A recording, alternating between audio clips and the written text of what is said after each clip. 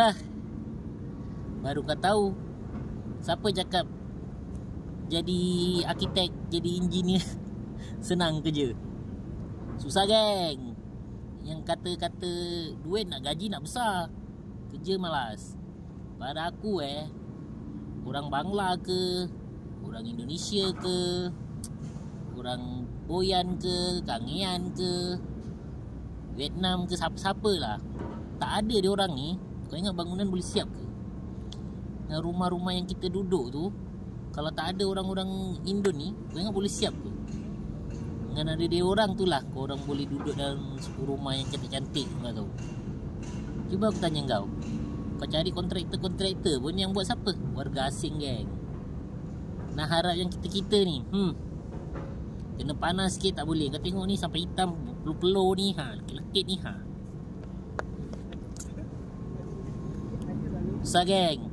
Jangan tengok TV je geng. Wah, jaga bangunan, pengurus projek naik kereta besar, parking tepi jalan dengan bertali leher, buka pelan. Lepas tu cakap ni gini siap. Balik dah masuk office, duduk kat office, makan kat kafe-kafe besar. Itu drama lah geng, bukan dunia realiti geng. Dunia realiti ni berjemur lah kau kat panas macam ni. Ni tengok orang ikat batu macam ni, kan. Dah lah kau kena tengok orang ikat batu. Lepas tu nak buat benda-benda ni, nak kena check. Kita nak kena check geng, macam mana ikat batu. Bukan asal cakap je ikat batu senang. Nak ikat batu pun ada cara dia geng. Macam gini, bawah base, lepas tu nak kena estimate, lepas tu nak kena brick oil. 4 biji batu kau nak kena jaring. Tahu jaring apa? Estimate tahu? Ni estimate ni. Ni jaring ni. Ni nak kena ada. Setiap 4 biji batu, tak kira lah double brick ke single brick. Lepas tu kau nak kena lanjut. Setiap 3 meter kau nak kena ada stiffener. Kat stiffener tu kau nak kena cocok R6 besi. Orang cakap senang je kan. Senang geng, cari duit geng.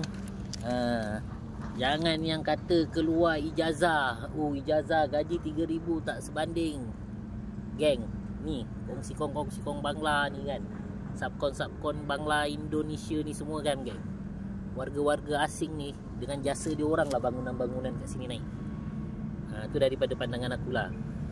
Betul, ada segelintir daripada orang-orang kita boleh buat, tapi tak semua. Macam buat rumah sendiri, repair sendiri, mungkin boleh lah. Tapi kebanyakan dia orang mesti hire orang luar punya. Mesti warga asing, sama ada yang ada pasport, ada permit.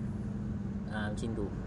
Tak mungkin lah geng, harap ni aku je ni sampai berlegam macam ni. Ingat apa?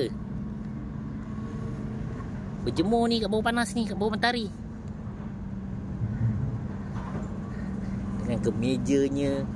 Aduh, susah geng. Tak sama dengan apa yang kita bayang geng.